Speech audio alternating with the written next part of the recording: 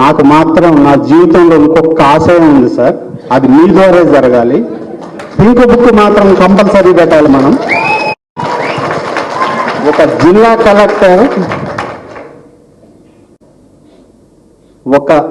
జిల్లా కలెక్టర్ ఒక పార్టీ కార్యకర్త కంటే అసహ్యంగా బిహేవ్ చేశాడు నా మీద.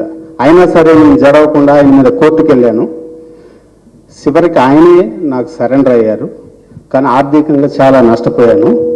మళ్ళీ మన పార్టీ అధికారంలోకి రావటం అనేది పక్క.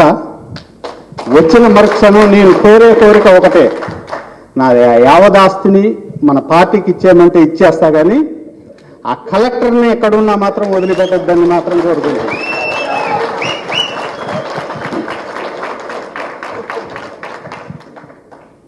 ఇదొక్క విషయంలో మాత్రం మీరు నాకు తప్పనిసరిగా హామీ ఇవ్వాలి.